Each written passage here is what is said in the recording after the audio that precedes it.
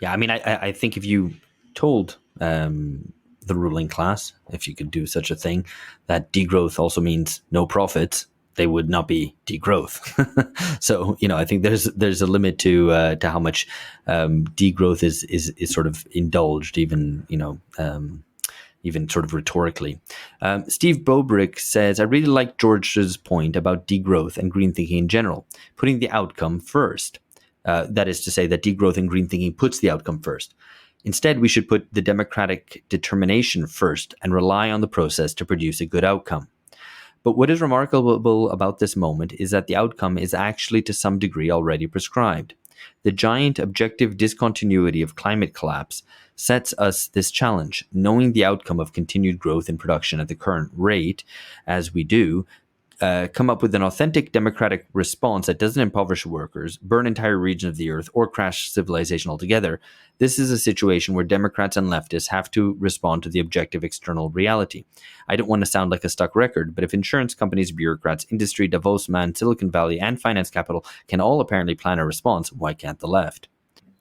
I can respond to this because it said that I made a good point, which I agree with. No, thank you for that. I think, though, I would kind of double down and still say the idea that there are conditions or that there are constraints on the objective outcome that does undermine it. That does undermine the whole process. I think the what makes the outcome good is not that it achieves a certain end state, but that it is justified and, in some senses, made good by the process, i.e., the democratic process that produces it.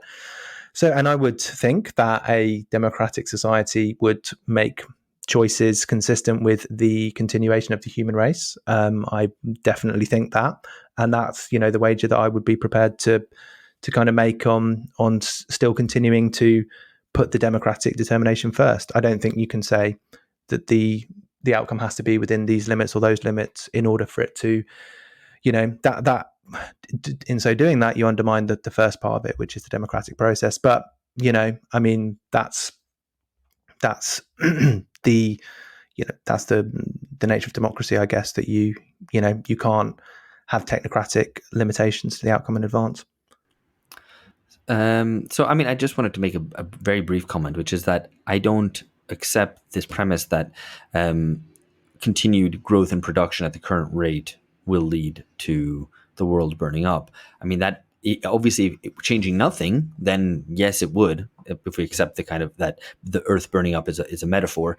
But the issue is that production can expand, but it needs to be rationalized, and part of that rationalization would be decarbonizing. So I think a lot of discussion around green issues sees this slippage from we need to decarbonize to we need to produce less, and they're not the same thing.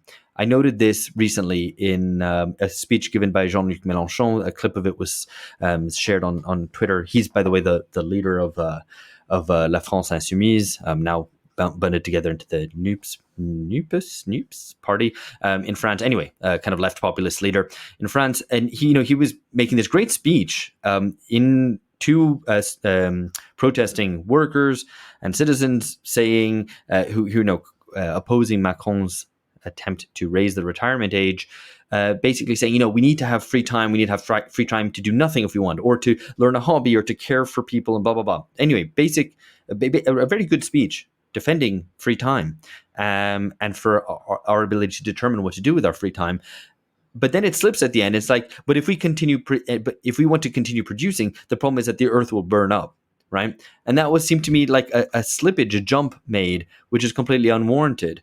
Jumping from a claim for more free time, whether that is longer retirement or a shorter working day, jumping all the way to saying, well, we need to produce less. One doesn't follow from the other, and we can produce more, and we can without increasing climate change. So I think that's the challenge, and I feel like we're stuck between do nothing about climate change and a situation where it's like, oh yeah, but to deal with climate change we need degrowth, and that's a tragic situation to be in. Yeah, no, I think that's a kind of a good example of something that I'm noticing more and more, which is that a kind of a claim for like this or that political good is then finished or concluded by a kind of appeal to climate change to kind of really, kind of set off the I was going to say the fireworks at the end, but to kind of get people going. It does seem to be like here's the stakes. This thing that I would be arguing for anyway. The stakes are so much higher because if we don't do it, we have catastrophe. We have like the end of the world. So I think I don't know if this does end up kind of washing out the particular like value or specificity of these kind of like climate related claims, but because it does seem like you can apply it to such a wide range of things. Like if we don't do X, Y, Z, A, B, C, D, then climate catastrophe, control the economy, collective ownership, free time, blah, blah, blah. So yeah, I think it is an increasingly common sight that you have like this, like the last paragraph or the conclusion or the last bit of a speech goes on to a kind of climate related mobilization call.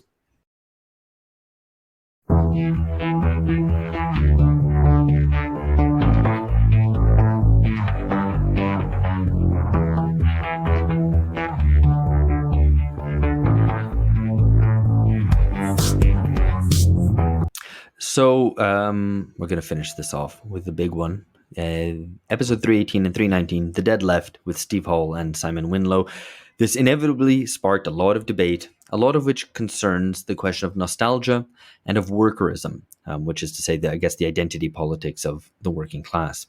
Okay, so firstly, 2 questions from YouTube, actually. Archibald Lazarus says it starts well with a very good criticism of the Corbynista era of the Labour Party.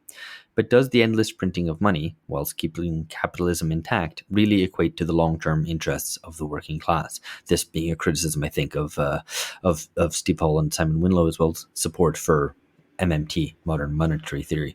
Mike Atkinson, also on YouTube, says it's pretty nauseating the way the left here is equated merely to Keynesianism. This is just a lukewarm nostalgia for the post-war, pre-Thatcher moment of capitalism.